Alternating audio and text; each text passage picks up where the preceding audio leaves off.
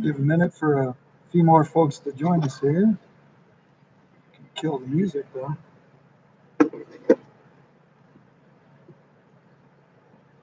You guys want to try a test question or statement in the chat? I'd love to see if that works. Works for me when I chat with guys on streams that I watch. Nice. World famous Health Auto. World's only rotary wing, E-Thought.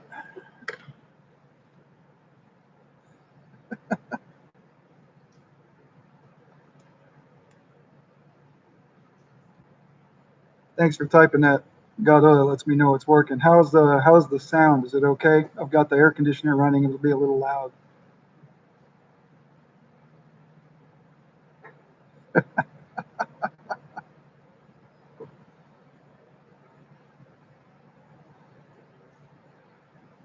How does your wife feel being married to an E-Thought? That's the real question.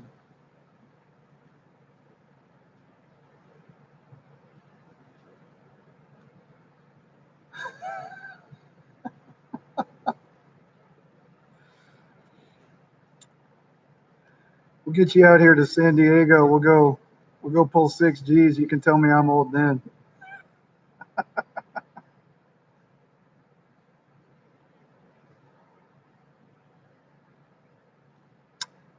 I think my wife would feel very similar. Well, it looked good when we started.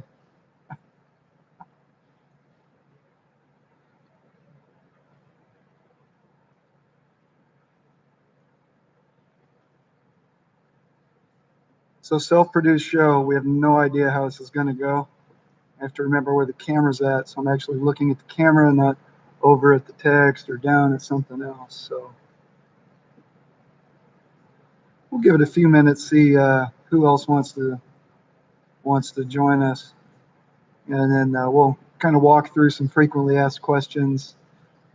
Any questions that guys who showed up to ask questions, we can answer those. And we'll just kind of see how it goes.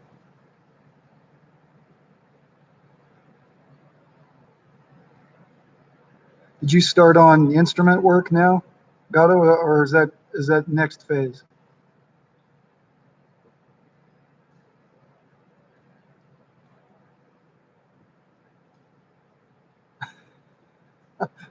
Don't do that.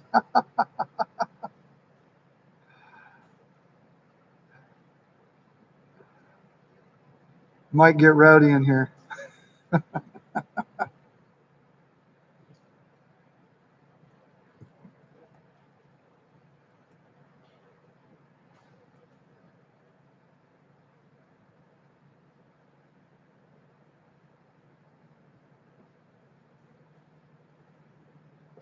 Oh, wow. I forget how much time has passed. Awesome, man.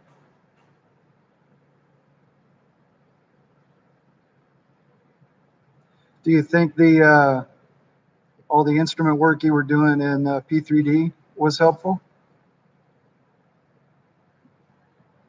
Wash, the Yak is an 87 model. It was imported in the mid 90s, and I think I'm the third guardian for this airplane.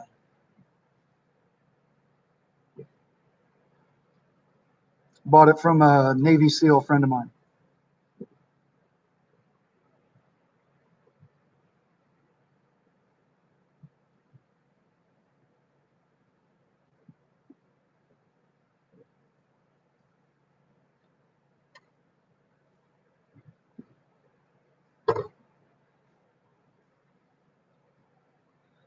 Yeah, the old I forget who did the old one.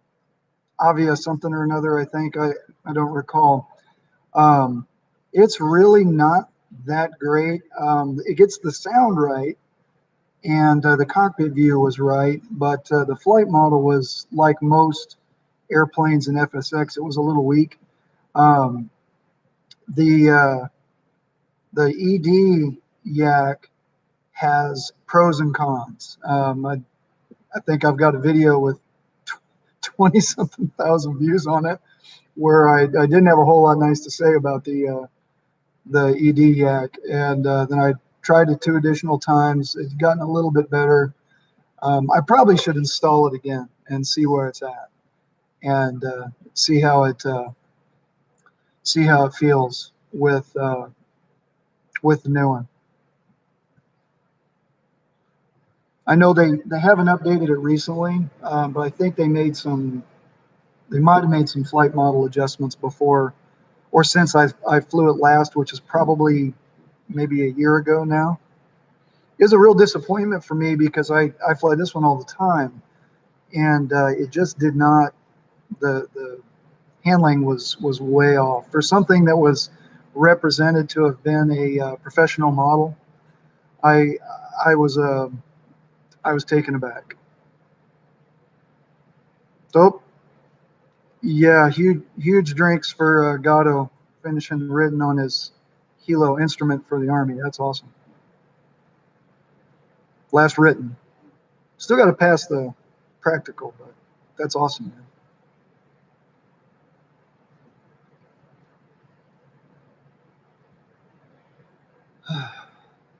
Well, I had literally no idea what to expect for this. So what I kind of thought I would do is talk a little bit about kind of who I am, where I came from, why I did the QuickPit, walk over the facts, frequently asked questions that I've already had, and then any questions that people that are watching have.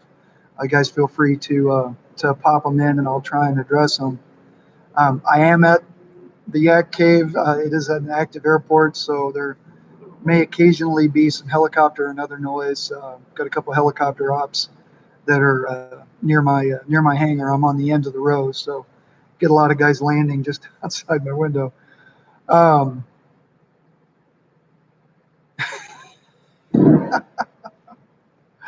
Price on my head for the end hangar or just being live. Uh, so go by Disco. That's my give and call sign. I've been flying for about 33, 34 years. I took my first flying lesson in 1986. But I actually started flight sim prior to that, probably by about 3 or 4 years. Started when Microsoft was still uh, basically uh, it was wireframe. It was a green line art on a black background, no color. You could take off from Meigs Field because it was still an airport back then, and so that was actually really pretty fun. So I started in flight sim first, then moved into real flying. Um, I hold a commercial license, instrument privileges. I've got high performance complex and tailwheel endorsements. I teach formation and aerobatics on a regular basis.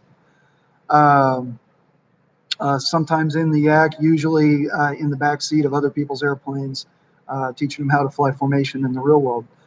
Um, Probably about 2 or 3 years ago, got into DCS and started doing some org flying, which I really enjoyed. Got to be the formation SME in a couple of those orgs. Had a lot of fun with that. And then discovered virtual reality. I'd been flying on a flat screen with mouse look. I got into face tracking when I was flying FSX. So I started DCS with face tracking, head tracking, and then we moved to virtual reality about 2 years ago. I started with hey Skyrider, welcome from Russia. Um, Started with Oculus Rift, flew that for about a year, and then moved into HP Reverb, which is what I currently use when I fly DCS and prepare 3D. And in using those, what I wanted was the ability to kind of interact with the aircraft more like I do in the real world. And so, kind of looking at that, the easiest thing that you can do is things like the Thrustmaster Cougar MFDs. So I bought a couple of those, and that helped a little bit. But you kind of got to peek around. It was hard to place them where I could always hit them because I wear glasses. It's not always easy to kind of peek under under the nose piece on the HMD. And I thought, well, it'd be better if I just could put these things in the right spot. So I just reach out, hit them where they appear to be in 3D space while I was flying in VR. And that meant they had to move up, they had to move back from where I had them. And so I worked on that for a little bit and started with kind of just a very simple panel with just 2 MFDs on it. And I was flying the Harrier a lot at the time, so that was pretty cool. Then I got into flying the Hornet and wanted to have the third display, wanted to have them again in the approximately correct location in 3D space. So I started playing with that panel again, built a second one that had the third panel, and that's the one that I've posted pictures of over the last year or so with some of the orgs that I've flown with, as well as occasionally on the ED forums. And so the feedback I kind of had from most of those was, hey man, that's really cool. I'd like to, if you get to where you're making those, let me know. I got real busy with, busy with life, busy with the yak, busy with my career. For those who don't know, aerospace and defense, it's been a really challenging period the last couple of years. So we've been really busy trying to make sure that the business I worked for was in good shape, and we were taking care of people, and I kind of moved away from that activity. And about 6 months ago, my wife said, "Hey, were you gonna get back to that project? You seemed pretty happy while you were doing it." And so that was what kind of brought me back to finishing it up as something that could be sold. And so I spent some time, went out, took all the measurements, turned it into a series of CAD drawings, set the CAD drawings up so that we could use it to computer cut elements in case, we needed to make a lot of them, and keep that precision. And, here, I guess, 2-3 weeks ago, it kind of dropped some hints that we were going to, look at releasing it as a product. And really had a lot of great feedback.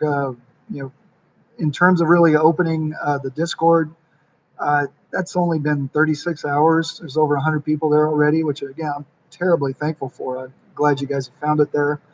I'll pop a link here in the chat in a minute for that. For anybody who hasn't seen it yet, but it's basically just QuickPit Sims on Discord. Then we opened up a Facebook page. That's all QuickPit Simulation Technologies, I think. A lot of good response on Facebook so far. Yeah, and I thought it'd be fun to do kind of an Ask Me Anything where sometimes it's easier to get a few people together and walk through these things as opposed to constantly typing the same thing over and over again. And I enjoy live streams on Facebook a lot. So I thought, well, I'll try it being on the other side. So that's kind of where we're at. In terms of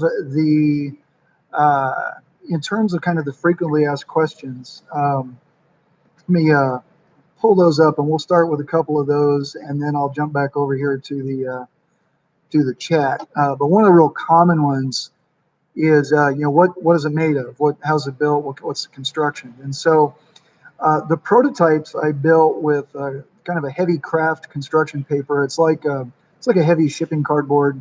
The first one was actually repurposed Amazon boxes. And then after that, I moved into a more craft material. And once I realized I wanted to probably be able to CNC cut them, basically use a computer to cut them, I moved to a low density foam material that has a heavy craft paper skin on the outside.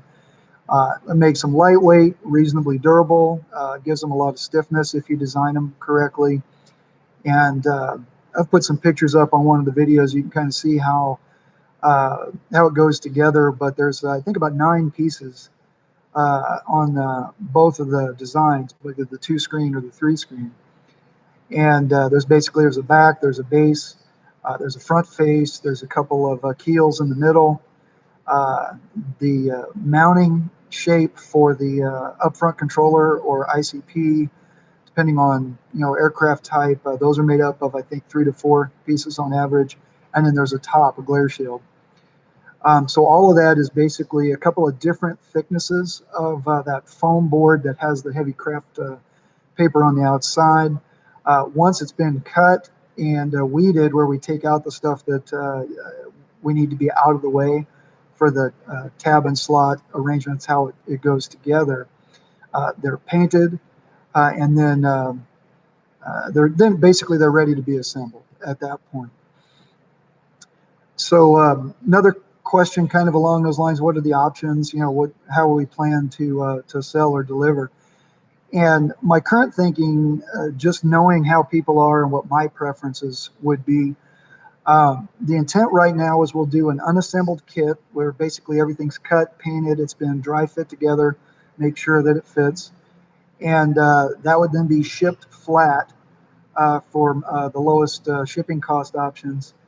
And then the next option would be one that's pre-assembled, ready to for you to put any of the accessories that you've got. If you've already got cougars or switches that you want to put in, there's actually a lot of room for switches in the stock locations on the panels.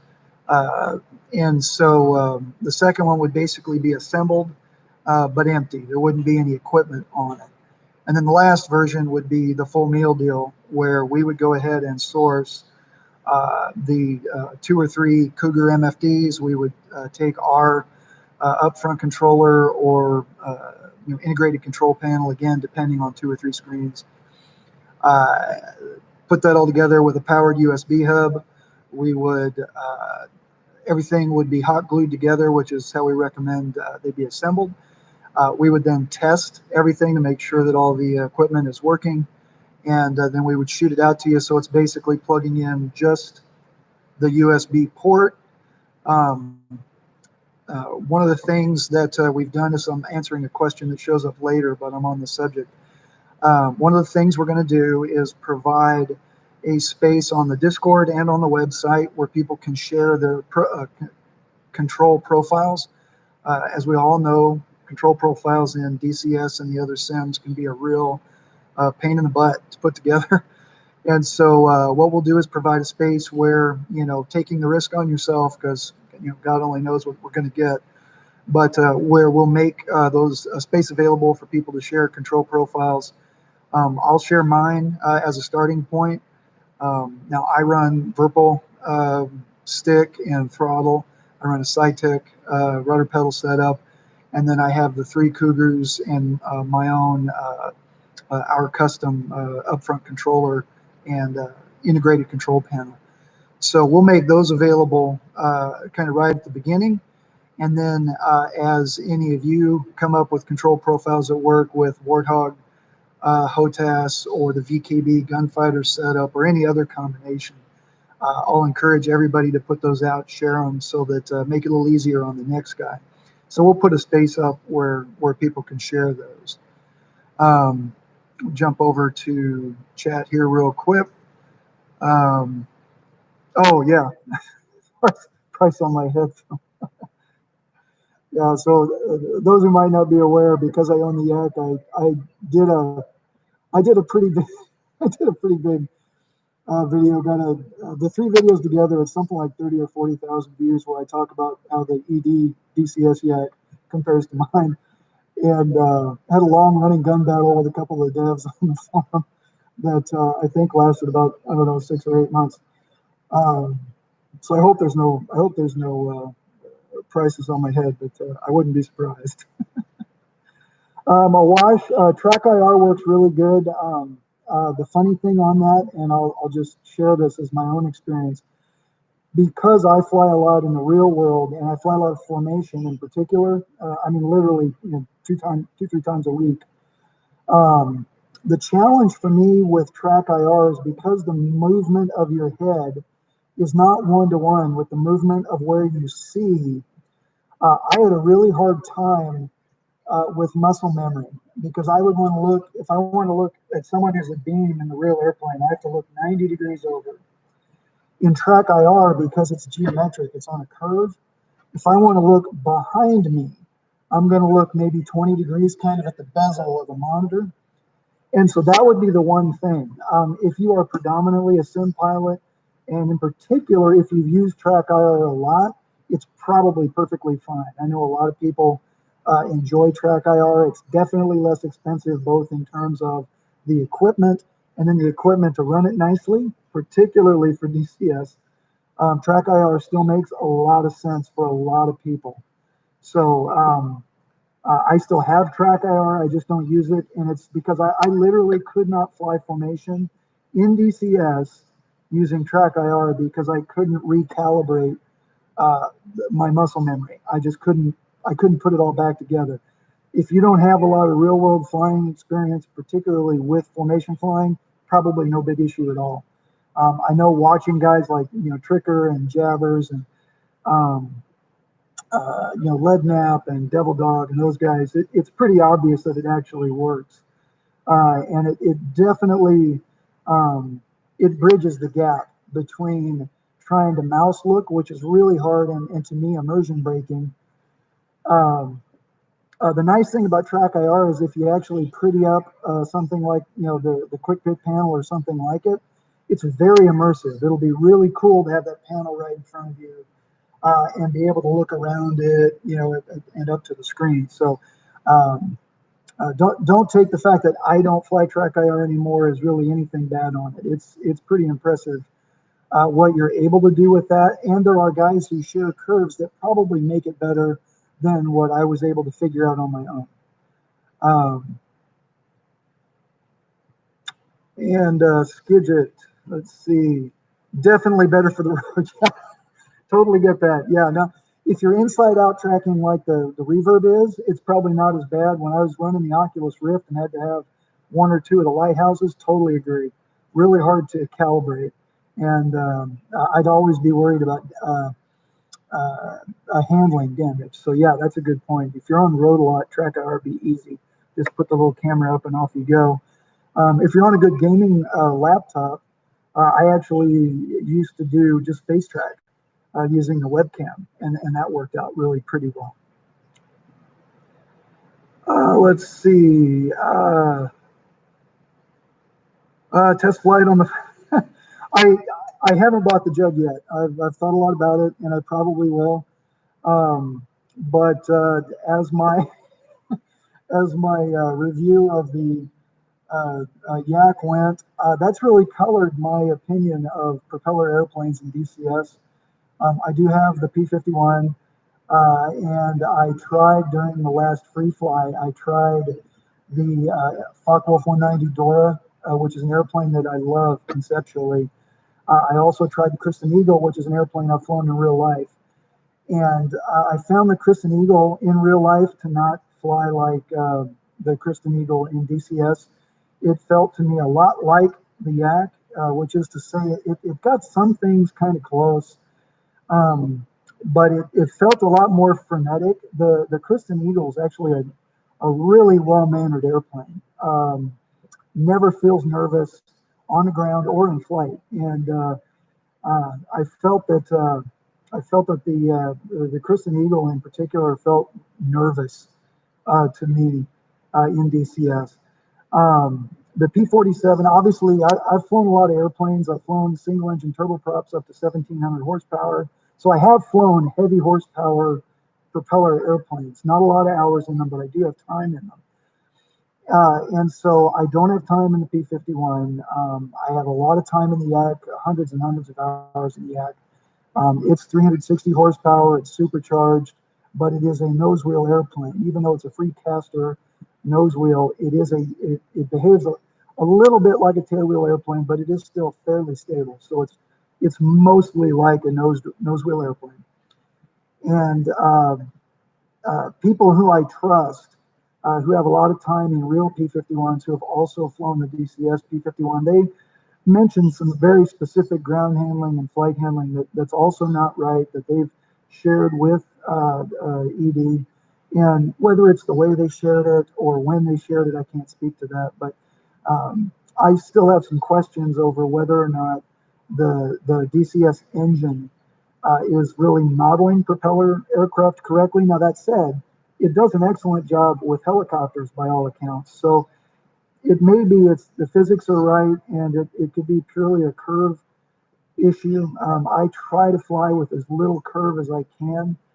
Um, keeping in mind there's mechanical differences and things like that. But I try to fly with as little curve as I can, and I haven't been able to find one for the Yak, for the P-51, for the Eagle while I flew it, that made him feel good to me. So I may try that again, and I will probably buy the Jug, and if I do, I may review it. But if I do, I'll make quite clear I've flown airplanes with propellers and a lot of horsepower, but not not the P-47 in particular. But I'll take a look at it. And no, Gato, I don't do IL-2. I actually, I really try to minimize what I do on the sim front. So for combat sims, DCS is all I do. For commercial, general aviation, backwoods, and aircraft that DCS doesn't have, I use Prepare 3D, and I'm still on 4.5. Um, and on that, my absolute favorite sim model of all time is a P3D model. It's the Milviz F4S Advanced. That thing's amazing. As good as the Heatblur Tomcat is, I actually put the Milviz Phantom just past it. I mean, it's a fraction, and maybe it's nostalgia. I don't know, but they're both just such fantastic models. Um, and yeah, I agree with you, Gato, that I've heard that there's still things that it doesn't do right. Like I've never hit what felt like a LTE in DCS. It may model it, but maybe I've just not been ham-fisted enough or ham-footed enough in that case to get outside of the tail rotor power. I think auto rotation's another one that some of the guys have said it's a little soft on, but it's definitely the best desktop helicopter sim I've ever experienced. So I really like it in that regard. Let's see, L39C. Definitely agree with you there, Wash. I love the L39C and FSX, and I do still fly it in DCS a bit. Not flown it in real world yet, but it's on my list. I've got a buddy who has a Scion Marchetti S211, which is kind of the late model Western equivalent to the L39. I haven't flown the L39 or the Marchetti yet, but I do hope to fly the 39 at some point. I'd really like to own one. I think it's kind of the pinnacle owner flown jet warbird for fellows of, above average, but not, FU money means.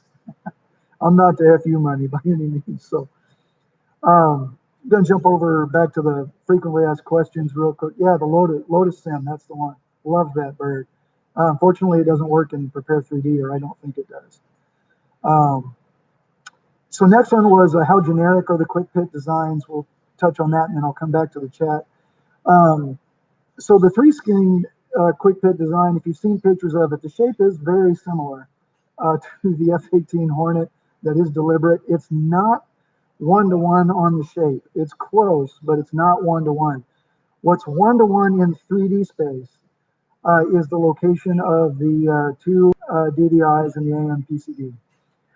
So the three displays are set in 3D space to correspond very closely to where they appear to be when you're in cockpit in DCS in the Hornet. And so that's kind of where that one was set up. So the overall shape is probably 95%. The width of the three screen is 100% for the Hornet. And the locations I would classify them in the 97, 98%. They're not quite perfect, and that was just for keeping it size-wise to be reasonable, something that could still be desktop. As you've seen in some of the pictures, the three screen does either hang over if you put it flat up against the desk edge, or like I run it in the corner, it'll actually dip down into the corner where the AMPCD is down in the kind of the crotch of the corner of the desk, which works really well for two reasons. Number one, it sits nice and low, and two, in conjunction with the stick mount, the center stick mount that I use from Virpil, it keeps the panel has no motion. It is rock solid on my desk. So that's the way I set it up. The two screen is Also semi-scale to the F-16, to the Viper. Um, it's not as deep as the actual Viper panel. If a person wanted to use it in a full sim pit, and it is designed for this, you actually need a second piece that would go below it uh, to give you the full depth. It basically comes down to about where the knee cutouts are if you look at the F-16 panel. And if you have the whole F-16 panel, the brow that's closer to you that has the switches and annunciator lights and all that, it would come down, I think it's about 6, maybe 8 inches from the bottom of the current setup. So it would end up being about as tall as the F-18, the 3-screen Hornet looking QuickPit is now. So they're semi-scale to those two airplanes, basically. Um, you probably, most of you know, the Cougar MFD is a perfect match to the 16 DDIs. It is a little small and not quite the correct shape and button layout for the DDIs and AMPCDs on the Hornet. But the bezel switches, the option switches are all in the right space. Same thing for the A10C and the Harrier. And so what I do, I fly the 3-screen all the time because it's easy for me to just leave it, hooked up to the computer, put it back behind the monitor when I'm not using it.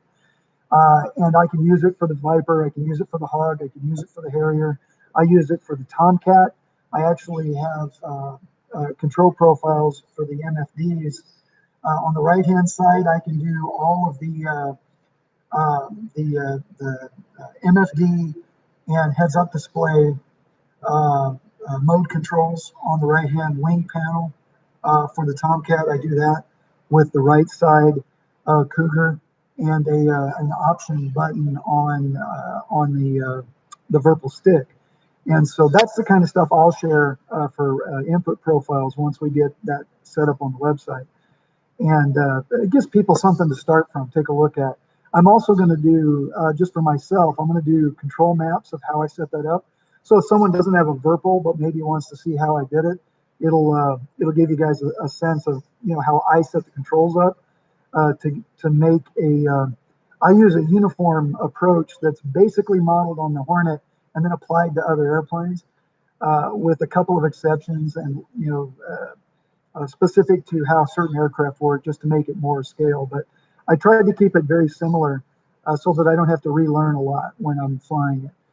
And so that's basically the way it's set up. The footprint that's available for upfront controller or integrated control panel, the UFC ICP, will work obviously for the programmable keyboard that we use and will sell, but they also should work really well for the scale ICP. I know it'll work great for the scale ICPs. On the Viper side, I need to get measurements from Tech Creations and one of the other guys who do the Hornet UFC and compare it to the current layout that we have to see how it'll fit. May require some trimming of the way we laid out the mounting face, but the panel gives you the 95% solution, and then you can customize it as you need to. And so that's kind of the intent on that. So that's how generic they are. Specific to the upfront controller and the ICP, I'm going to put some stuff on that on the Discord in the next day or two that really shows the key layout and how we use color coding. And then I don't have it in the CAD drawings, but I do have it on my actual UFC that I use on my QuickPit panel. That we use a printed decal that lays on that basically will replicate the entire appearance of either the UFC for Hornet style or the ICP for Viper style. And that really works out well to where with a minimum of option mapping, it's just purely keyboard mapping, you're able to run the UFC and the ICP almost exactly as they're laid out in the airplane. So again, it's one-to-one or very nearly one-to-one to the experience in the airplane. So again, that's the whole concept, is immersion, and that's why I built them that way. In the case of airplanes like the Jeff, where instead of 5 option buttons on the MFD, you have 8, I just use an option button on my vertical stick, and then use the bottom 3 OSB buttons on the left, right, and bottom MFD. That gives me all 8 on either side. And then using the option button again, I can reuse the vertical option buttons that the Hornet design has, the 5 that come up for autopilot, radio, TACAN, and all the rest of that. I'm able to duplicate, basically program those for multiple uses with that option switch on the stick. So I'll map all of that graphically, just in picture form, so everybody can look at that and see if they like the way that works. So that's the concept there. And so next thing is, are they going to be printed like mine? I don't intend to print them like mine because I think guys may not, maybe a guy flies a Jeff. Jeff does not look like the Hornet. One thing we're going to do really quickly, because I would like to have the relief, the 3D relief effect. I am going to go ahead and duplicate the engine and fuel box on the left, and the 5 smaller standby instruments, the RWR, and all of that goes on the right under the MFD. I'm going to duplicate those, and they'll be on just the thin board material and then print it on top. So that'll give a little more relief. So they'll actually end up looking better than the one that I have. And we'll make those available. They should be really, really inexpensive. So that'll be kind of an option if people want it. We'll do the same thing on the sides of the panels, where like the spin switch is on the, and I think it's the twist knob for the head-mounted display. And then on the left, on the Hornet, it's what is it? I think it's the tank. That's the pylon select jettison, and then the emergency jettison button, if I remember right, or over on the panel on the left. We're going to go ahead and duplicate those so you can actually put switches in them if you want. And we'll get those designed so that they'll fit in to the existing panel where I currently have just some prints. We'll also duplicate the warning panel, the annunciator panel on either side, and that triangular raised portion of the DDIs from the Hornet. That can also be added to the top of the Cougar MFD bezels, and they'll just look a little more scaled. There won't be any functionality there unless you want to develop it, but you'll have a space to do it if you want to do it. So that's the intention. And so let me see. I think we've gotten through most of that. Yeah, that's most of. Yeah, that's all of the third frequently asked questions. So we'll come back over to the chat questions here real quick. Talked about Lotus Sim. Have I flown helicopters in real life? Yes, I have. I think it's 2 flights, probably 2.5, 3 hours. Robinson R22 beta. Really enjoyed it. Couldn't afford to do it at the time. I did it before I was even done with my fixed wing license, so I had no business spending $300 an hour or whatever it was back then. But I had a hell of a good time. There are a couple of guys here on the field with the R22 betas and R44s. A guy kind of that way from my hangar restores MD500s, and I've been meaning to hit him up for a ride for all the dust and noise that he throws into my hangar, but haven't done it yet. So I do plan to do the commercial add-on. I just have to have a space where I've got a couple of weeks and a spare, $5,000-$10,000 or whatever it is to go try and do that. But I do plan to do that because I as much fun as I've enjoyed, and Gato, you and I've had a hell of a lot of fun on the Tropic Thunder server in particular with the Huey and the Gazelle. I'd like to try that more in the real world.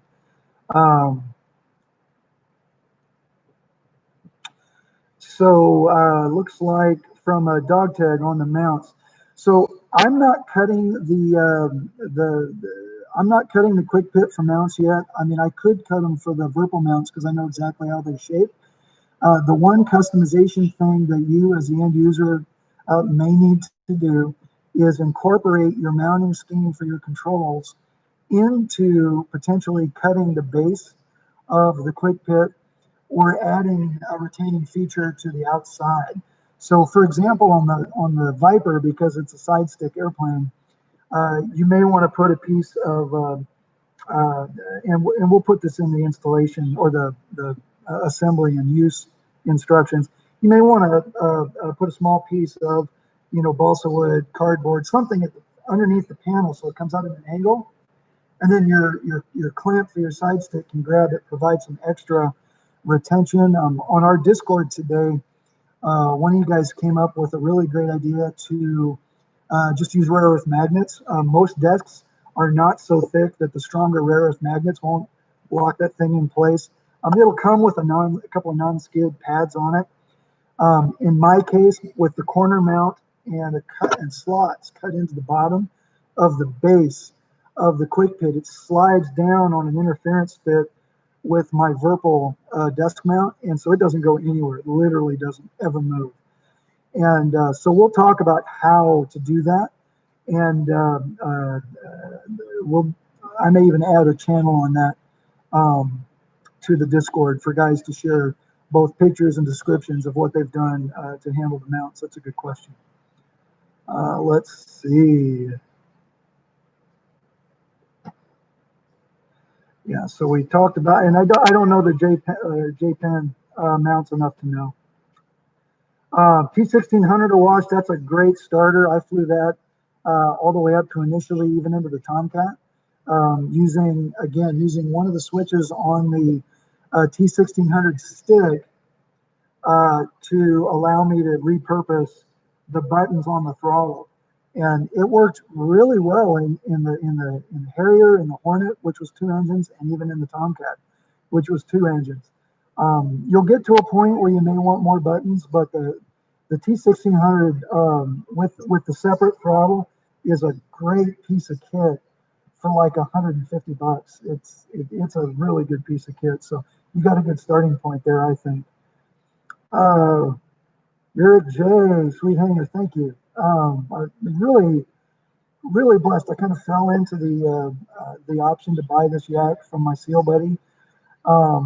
He already had the hangar, so I was able to just slide into the hangar. It's right on the corner. It's a great location here in El Cajon. It's at Gillespie Field. And I just gave away the top secret location of the Ferret Works lab at the yak cave. Same, it's the mailing address that I'm using for QuickPits.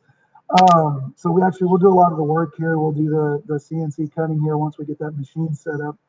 And then we'll do a lot of the final assembly and test here. Because it gives me a reason to be around my airplane, which I like. Will the right side fire warnings be push button on the Hornet? So stuff like that, if you want to add those functionality, you'll be able to do it. You'll have the space. You'll have the mounting space to do it.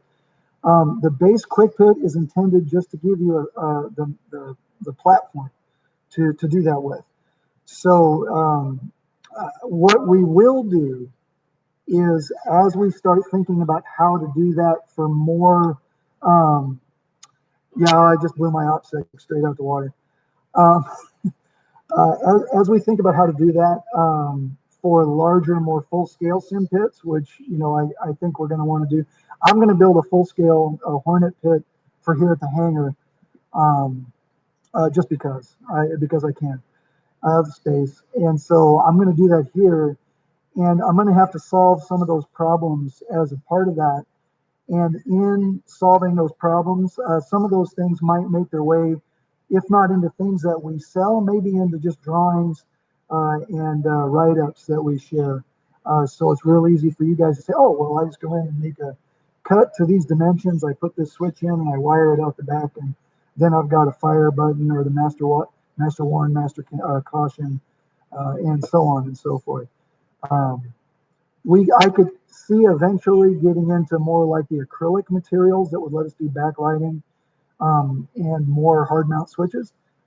but that's not the intent for now, at least. But I have some thoughts on how we could do that. Um, about 10 years ago, actually more than 10 years ago, more like 15 years ago. I owned a sign and graphics company for a few years, and really got pretty smart on digital printing and backlighting, use of acrylics, how they can be machined and painted and things like that. So there's definitely some tech there, and I've seen some of it used in the home pit world, where guys are just doing it, by themselves using laser etching machines and things like that. So there's ways to do that on the cheap if you're doing one at a time and you don't mind it taking 5 and 6 hours at a piece. So that'll just kind of depend. But we'll definitely, as we think about how to do that, I do intend to share it. Button on the bottom of the throttle is programmed as my stroke. Yeah, there's a lot of ways to do that. One of the things we'll do, Awash, that I mentioned, is we'll share some of the control mappings that we've used graphically, and we'll encourage people to share, what they've done based on the control system. So you could definitely, if you get to a point where you want to do that, share pictures of how you did it. And then the actual input profiles from DCS is real easy. Just go copy those, and then we'll have a space where people can share them on the website and on the Discord, so that can short circuit some of that effort. I mean, obviously, it wouldn't be DCS if they didn't, totally change the control scheme every now and then. So everybody knows how to program control profiles, or you do. If you haven't been through a couple of open beta updates, you will know how to do that after a while. So next fact that I wanted to talk on was, are there plans for side panels and consoles?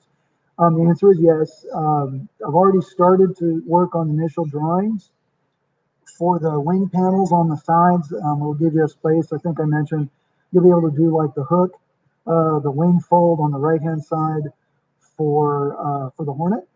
And then on the left-hand side, I think it is, what is it? It's landing gear light, might be select jettison, and a couple other things. I forget exactly how that works out. Been spending a lot more time not flying DCS and working on this stuff, so it's been a little hectic. So we'll see how that goes. But that's kind of the initial intent. We'll do that for the 3-screen design first. Then we'll do it for the 2-screen design. That then begs the question about consoles.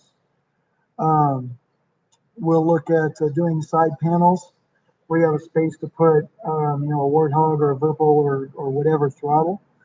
The Wind Wing maybe, which looks like really a pretty amazing piece of kit, assuming we get to a good solid quality, which I think they're done or getting close to. So we'll definitely do side panels. The intention there will probably be something that is a graphical print that looks right, that has a space for, and maybe we'll even do the 3D printed knobs. They wouldn't be functional, but again, it gives you kind of half of the solution, where you decide if you want any or all or some of the switches to be functional, and would then be able to go ahead and wire those up. And then we'll share as much of that information, obviously, as we figure out as we're going through the process. And then we'll, again, have space for people to share, what you guys learn as you're going. So that would be part of the intent there. And then obviously, I want to work with as many of the third-party guys as is possible, because I know the throttles are getting good. There's some really excellent switch boxes that a couple of the guys in Thud's community at VR for DCS, at the DCS Cockpit channel on Facebook, a bunch of other places, and then all over the EV forums. Lots of really good stuff. So we'll try and accommodate as much of that as we can in the design of those side panels. Make them tall enough that you can sit them on a table or a desk, or build a simple, maybe a PVC pipe or some other means to support them next to a chair. And then again, in the chair topic, I definitely am working on injection seat mock-up that would be probably MDF in a wood form. That would be just set up to do a couple of Sims Shaker pucks, which makes such an amazing difference in immersion. It's almost like VR again. And so VR plus Sim Shaker, can't say enough good about that. It's a great way to fly. I really love doing that. Helicopters in particular, the Huey's magnificent setup that way. Let's see. More on a wash on control profile. I'll go back and look at that. I'll send you comments, Awash, if I think a different way to do it. I may still have some of my profiles from when I had the 16,000. If I do, I'll share them. Might be helpful for you to look at. Back to the P47 supercharger. Yeah, so the turbo supercharger arrangement on the 47 is a monster. I haven't even started to try and understand that. The Yak is a supercharged engine that's extraordinarily simple to operate. No clutch. It has a specific gearing in it, and it's intended to give us a critical altitude of I think about 5,000 feet. We do not have a true um, wastegate, so it just it boosts well past sea level pressure here on the ground. Like here at 400 feet, I can make, I think it's 30, 34, 35 inches, something like that. Might be 36. It's a bunch. 360 horsepower, but then it'll hold effectively, I still make close to what would be 32 inches, or thereabouts. I think I can make that to like 3,000 or 4,000 feet some days, if I remember the numbers right. I have to compute from metric to standard because I don't. The Yak has millimeters of mercury is my manifold gauge, so it's we call it potatoes. So and I don't do potatoes to inches anymore. I just run potatoes.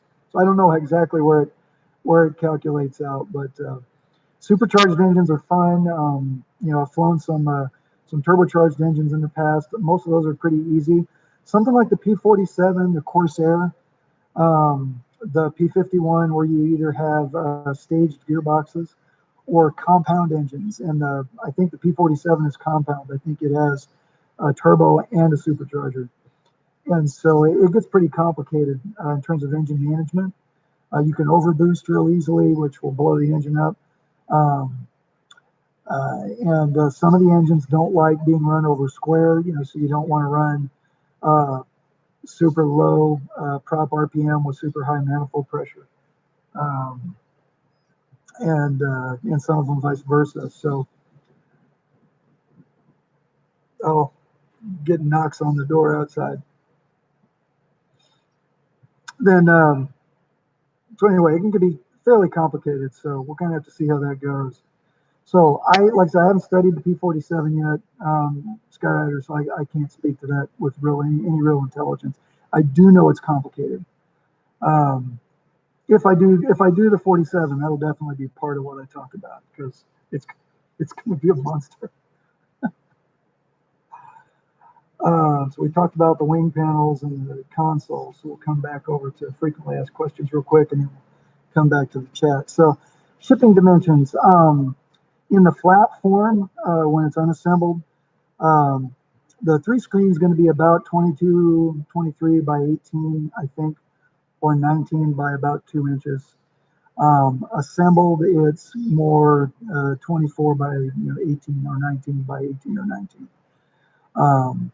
The 2 screen flat's a bit shorter, so it's going to be more like 22 by 10 by 18 or so. And 18 is the depth of the glare shields, and that's just to give us a nice solid depth to the unit when it's assembled.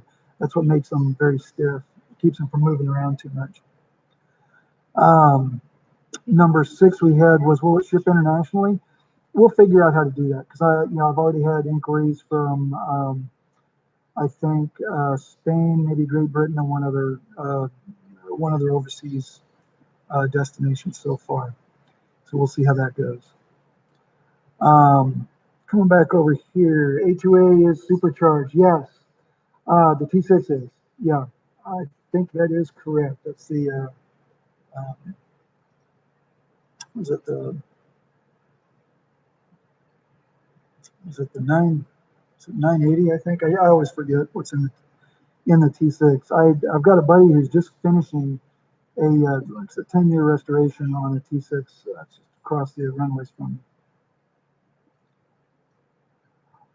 Well, if A2A did it, there's danger in running anything at full throttle because they're always simulating. Yeah, 1340. There you go.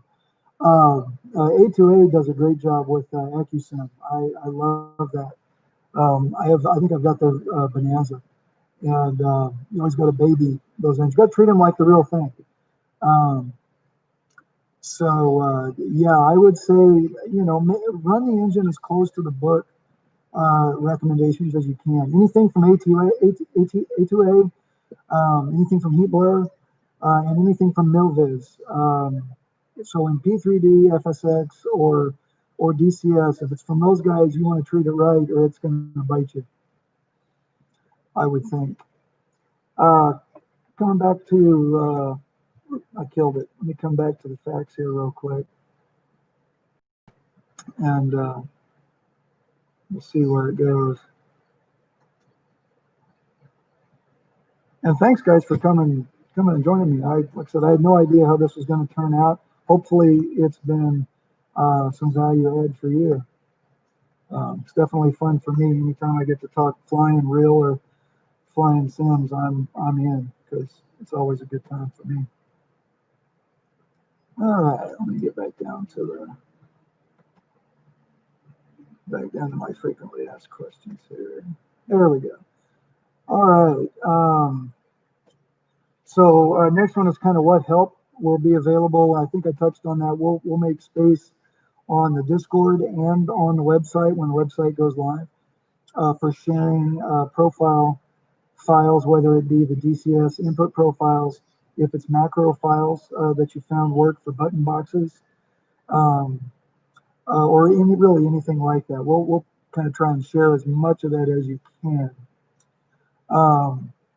So we'll do all of that, and like I said, I will provide, in addition to the actual ROMs for the programmable keypads that we use as a base for the UFC and the ICP. We'll share the ROMs for those, and then we'll also then have a graphical breakdown of what those look like, and that'll give you, I think, a sense of. Excuse me, at a late lunch. It'll give you a sense of how I put it together, and it might inspire you on how to put it together for yourself.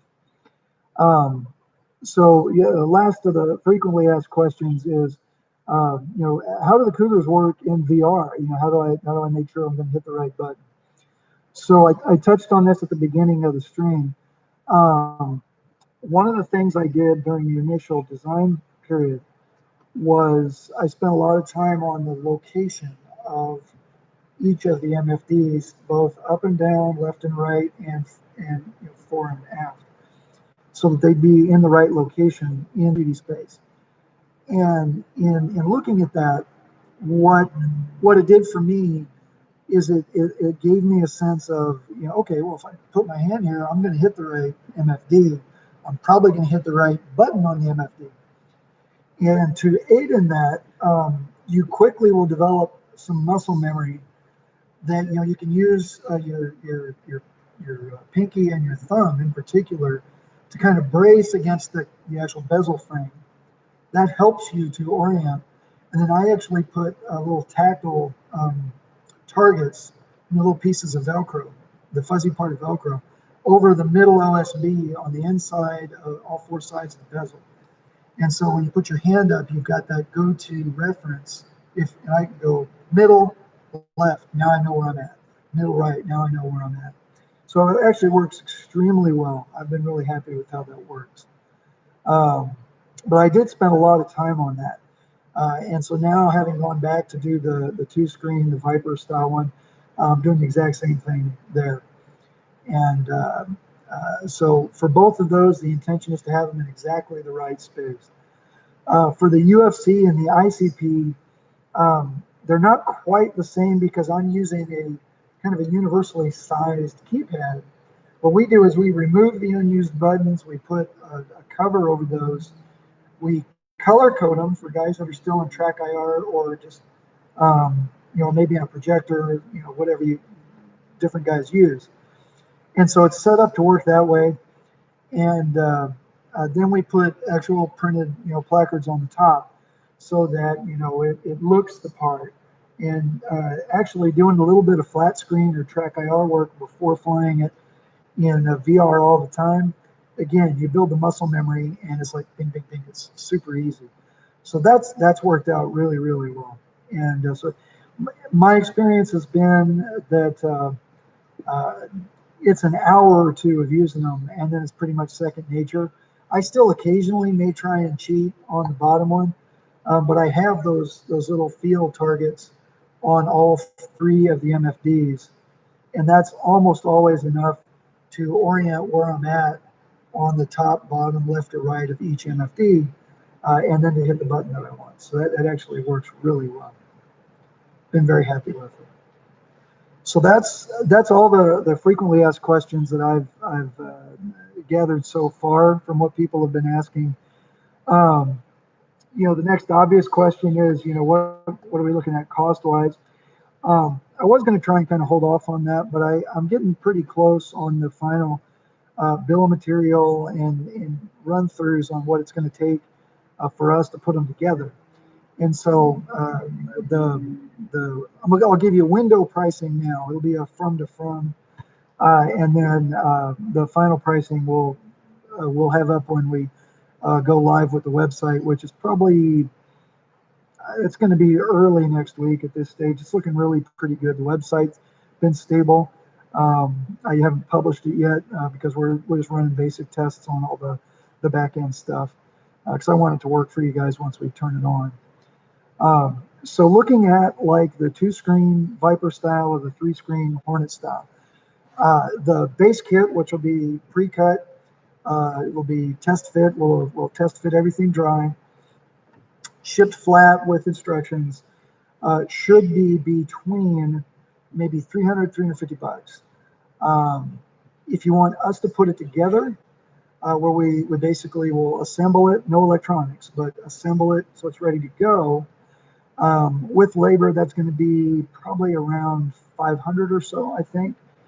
And then if you want the full meal deal where we go out, get the MFDs, use our upfront controller or ICP, that's probably going to be in the maybe 850 to 900 range.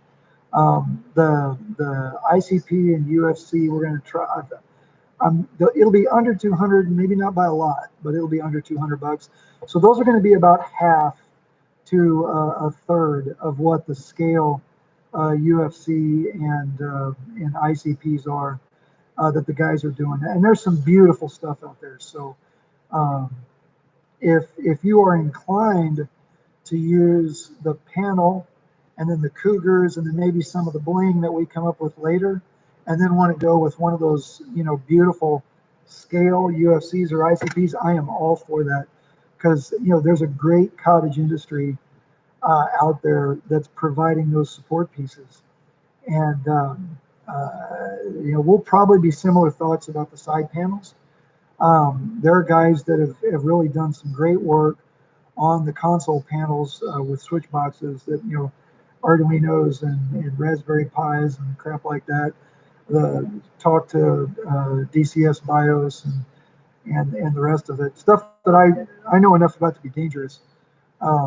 So we'll definitely be looking to support those kind of integration programs as well. What I'd like to see is more pit builds in the U.S. Seems like the Europeans do a lot more of these than we do, and part of that is the cost of flying in Europe is ridiculous. My formation aerobatic mentor or coach who comes over, from the UK. Every time he comes over, we're paying $5 a gallon for avgas here, 4.5. And he's like, you guys have no idea how good you've got it here in the States. And it's like I've seen the cost of gas in Japan and in Europe when I've traveled for business. I totally get it. But the cost of landing fees and all the other stuff in Europe, it makes sense why guys spend a lot of money on the sim hobbies, because it's way more practical over there in particular. It's still reasonably affordable to fly here by comparison. It's still not cheap, but it is easier to do it here. It's less expensive here. But I'd love to see more of the kind of mid-grade stuff and high-grade stuff here in the States. And so the QuickPit was kind of one way to start that, where for those of us who don't have the space to do a full sim pit at the house, for example, the QuickPit gives you something that if you've seen the setup and teardown video I did, including putting the desk mount stick in place, moving the QuickPit into position, and checking control throw on the stick and everything else, making sure everything's where it was. It's less than a minute to get it ready, and it's 30 seconds to put it away. So the thought process there again, keep it simple, keep it lightweight, make sure that it'll wear okay. My current 3-screen prototype unit, it's a year old. It's had easily 500 setup and teardowns, and it's showing next to no signs of wear. I mean, and that's after a move. I mean, we even did a move in all of that. So, and the materials we're going to use for the production units are actually more durable. So, I'm not at all concerned about how it's going to last. But the thought process was, so I'm using the footprint for the QuickPits in the planning for our larger, more scale sim pits that would get into the side panels and the ejection seat and the like, so that if you've already invested in a sim pit panel, you're not going to have to do a whole other instrument panel if you get to a point where you know what, I really would like a Viper sim pit, and I now have an extra room because my kid moved out, or I air condition the garage and I can do it out there, or what have you. If your situation changes and you decide you want to do a full scale, they'll be close enough that you'll be able to use it as a starting point. You won't have to replace it. Plus, you'll have all the accessories from before. In that case, it's really a matter of customizing what you already have for the instrument panel, and then get into adding things like the consoles, some of the exterior shape, canopy bows, all the stuff that's going to make it even more fun. But that's the intention, was to have everything kind of in an area where the budget impact isn't ridiculous, and where the space impact in particular is easy. So that's really kind of how I intended to set it up, and so that's the way I'm going to push it. So I think I've actually hit all the facts that I wanted to hit, and things that I knew were going to be of interest. So we'll kind of go back to the chat, see if you guys have any last minute questions, or we'll go ahead and call it just over an hour. And thank you seriously for joining. I really appreciate it. This has been a nice experience for me to kind of see how these go. I do think we'll do this on a semi-regular basis. So when we do the actual, we're live with the website, we'll probably do another one of these shortly after that. And then I'll do it on a semi-regular basis as maybe an update on, what the next products are looking like, or kind of where we're headed in terms of other areas. So obviously, combat flight sim is only one piece of the pie. There's general aviation sim. There's commercial sim, stuff like that. You guys can come in if you want. So anyway, I think I might have somebody outside. So anyway, it's kind of playing around with a lot of different options, and so that's the intent. So coming over anything new.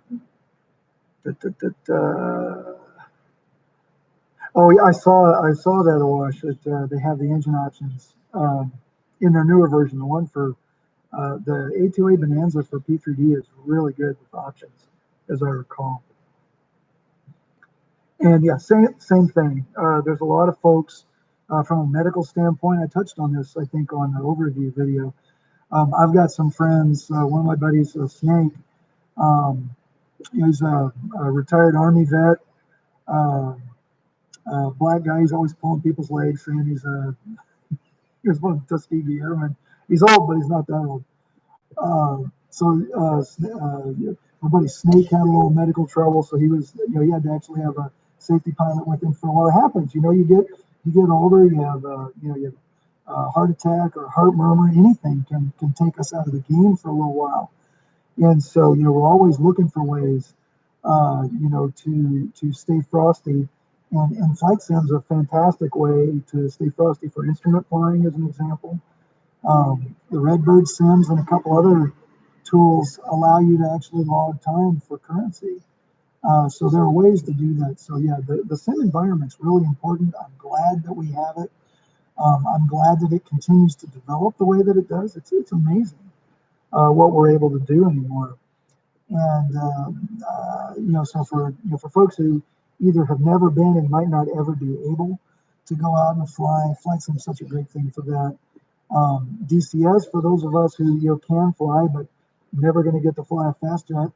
DCS is phenomenal for that. I mean, with all its warts, and it has them. I mean, there are performance issues, there are stability issues, all kinds of things. I mean, and there's been almost a revolt here lately with people finally getting fed up with the. They've got good content providers. The guys are like, yeah, I'm done. I can't put up with this anymore. Seems like they've heard that frustration,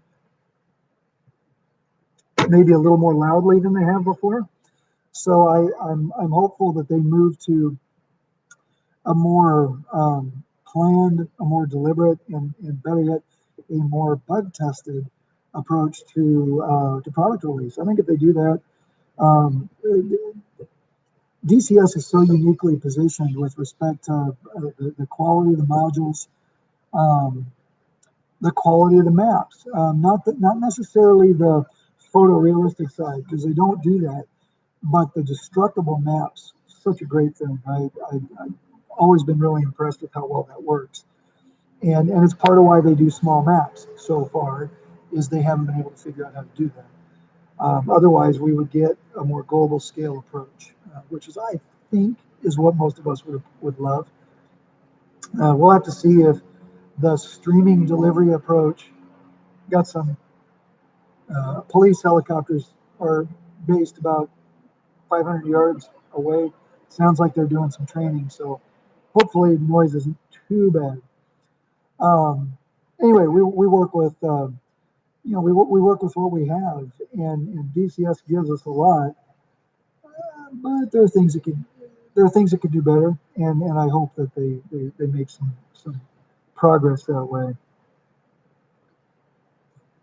Oh, good. Yeah, flying with friends is fantastic. My yak is down right now for maintenance, and so I'm spending all my time flying with friends. T-34s, RV-8s, Falcos. Flew a F1 rocket recently. I'll post some pictures up on the Discord. A good friend of mine flies the P-51 gunfighter Mustang and the B-29 Fifi when he's not busy flying for FedEx. And he has this F1 rocket, which is a home built 6-cylinder engine, 260, 300 horsepower, something like that.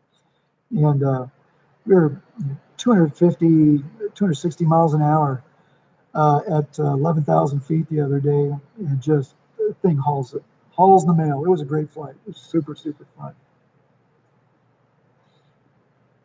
Yeah, a lot of time in the Mentor now. Love the T-34. Great airplane. There was a decent T-34 for FSX, and it was a free one as I recall. The flight model was okay. The graphics were decent. Performance was about right. God, it's the name started Avia something. I for some reason I'm blanking on the dev name. But yeah, definitely loved that T-34. That was a good time. Um, Holy crap, been going an hour and 15. I wasn't sure it would take that long. I'm tickled. Um, well, I'll probably cut out and actually think about heading home here from the Ant Cave in a little bit. Any other big question? Yeah, the T-34 Awash. Anytime you can get stick time in one, go for it. And my recommendation, if you have the opportunity to fly with guys, offer to pay for gas, half the gas, something like that. Most of the time they won't take you up on it, but by being willing to do that, the fact that you're willing to do it, means you won't have to most of the time. But even if you do, you'll end up with a lot more airplane rides if you do it. So huge on that. Organizations like Experimental Aircraft Association, Red Star Pilots Association here in the States. Um, Great way to learn to meet people who have airplanes and go fly them. So highly, highly recommend that if you want to go out and have fun in on the real world side. Uh, that's how I got into formation flying. Was that I drove up to a formation clinic that I heard about. I spent 4 days there. Um, I think I bought the yak 6 months after that clinic, and I basically just moved heaven and earth to make it happen. Um, so definitely, T-34 is a great airplane. They're spendy, but they're great airplanes.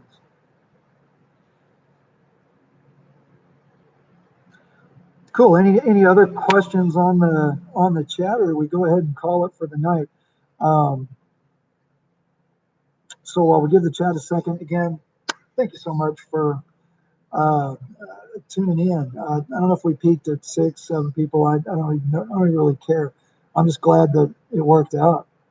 Um, what should you look for when buying a T-34? So the T-34s have, and again, it depends on where you're at. Here in the States, the T-34 have some fairly uh, troublesome airworthiness directives against them because some guys were out flying outside the limitations of the airplane, and in doing that, uh, uh, they had a couple of in-flight breakups. And as a result of the in-flight breakups, the T-34s were grounded as a fleet for a while until a couple of fixes were made. I don't know if uh, almost any of the T-34s that are flying today will have one of the means of compliance to that airworthiness directive. So here in the States, so long as it's airworthy, has the one of the means of compliance or alternate means of compliance. Um, the things I would say is look for good bones. Don't be concerned about glass instrumentation for the cockpit. There goes the Huey, that'd be the firefighters. Uh, don't be worried about modern avionics. Just have enough avionics to fly. Good bones is what you want for airplanes. So low to medium time, which most of the T-34s were made in the 50s. So they're all at this point 70 years old. Um, so a mid-time T-34 might have 5 to 7,000 hours on it. So look for as low a time as you can. Good bones. Go for a big motor. The small motor, the E225s, they really struggle when it's hot. And it's because it's only 225 horsepower in an airplane that can weigh, I think, 3,000 pounds. So go for a big motor. There's a lot of them. So it'll show up as an E225 or an 0470. The small motor T-34s, got the Huey there again. I don't know if you guys can hear it or not, but the small motor T-34s kind of struggle a little bit. Uh, there's a bunch of them with 550s. The 550B can, depending on the installation, they can struggle with heat rejection, so they can run hot. So you want to stay away from that. Well, not stay away is not the right word. You want to make certain that the engine runs cool. GAN injectors help with that. The barrel to Shannon baffling kit that goes on the inside of the cowling helps with that a lot. So the big challenge is that a big motor T34 with good bones, even with steam gauges, is still it's a $200,000 airplane or more. So you kind of got to be prepared for that. If they're under 200 grand, um, you're probably you're probably looking at having something's coming. It might be a high time motor or something like that. So you know, look around here in the States. T34 Association, join it, get on their mailing list, use their message list, which it'll drive your email crazy, but it's a good organization. An option is to find someone to partner with, or four guys, depending on how much you find. Um, but yeah, if you find one that's a 225 or an 0470, um, the big motor guys are not going to want to fly with you because it'll be really hard for you to keep up. Um, the two things you're going to struggle with are the things that are most important to airplane guys, and also most really important in formation flying. That's going to be climb rate on takeoff and having excess power to join to the outside for rejoins, things like that. The small engine T34s will make you a good formation pilot because you have to do it all with finesse. It's all skill because the airplane's not helping you at all. Um, so yeah, there's BBs and there's Rs. So I've got friends with the B and the R. Um, the B installation is the one that can have cooling issues. The R is spendy. The STC, the engine and the prop for putting an IL 550R in a T34 is about $100,000. So it's not inexpensive, including labor. Including labor. Um, if you do the install yourself, you help with it, you might be able to get that down to maybe 70, 75. Um, but I think there's BBs in there. I'm not positive. Except I'm not a T34 guy. I just got a lot of friends who fly them, and I know the B and the R are the two that are represented here at Gillespie. Is our guys have largely Bs and Rs.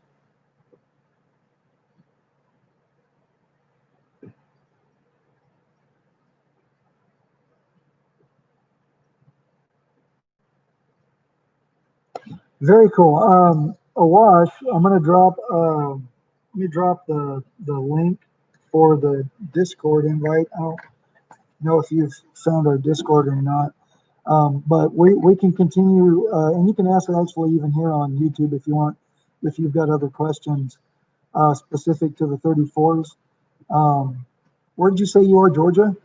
Um, I'm sure there are 34 guys down in Georgia, and you'll be able to go, get a sense from them what they're able to do, and they might have a good line on local birds, where a guy might be looking for a partner or to get out. Yeah, 225 was in the V-tails, and I think in the Debbies, I think the early Debbies, the Debonaires, had the 25s as well. So the straight tails, the V-tails, and the early 34s. So 33, 34, 35, all had the 225 slash 470 in them. Although I don't think the 34s ever had the electric prop. I'm not positive. Um, yeah. So I think we've covered it all. Like I said, Awash, if you want to pop questions via messaging here on YouTube, that's cool. Facebook is cool.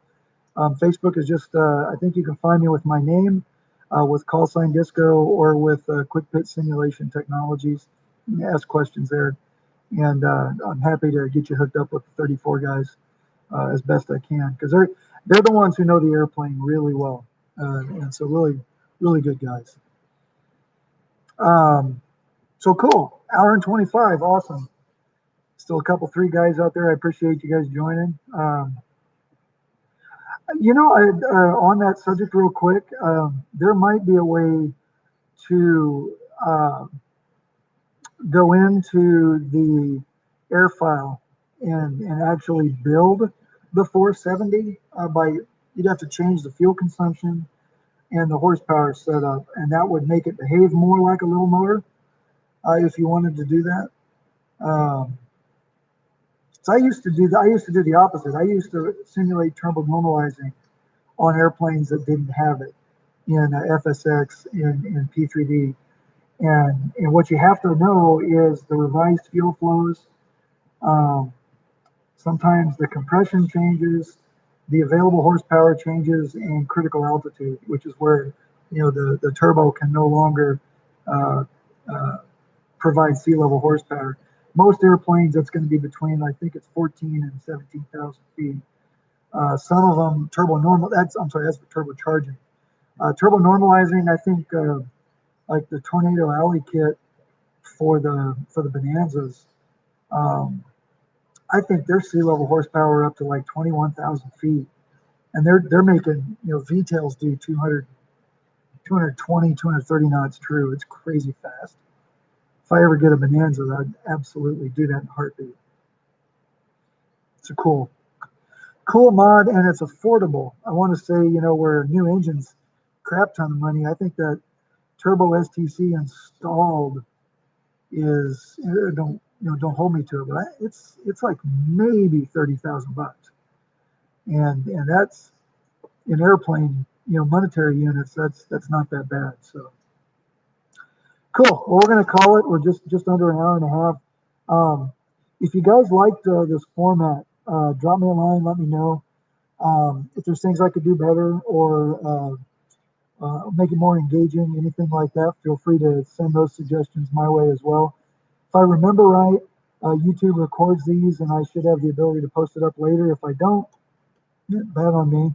I did this straight through YouTube as opposed to using like OBS, which is probably a dumb thing on my part, but I'm new to the streaming world, so we'll see how it goes.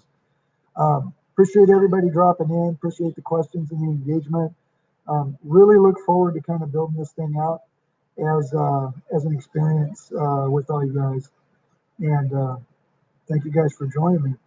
We'll catch you guys again on and I was going to post up the Discord invite. Let me do that here real quick in case this all gets Alpha Sin. Yeah, there you go. That's it, Awash. Good call. That's exactly it. Let me see. Always have to change this to where it doesn't expire.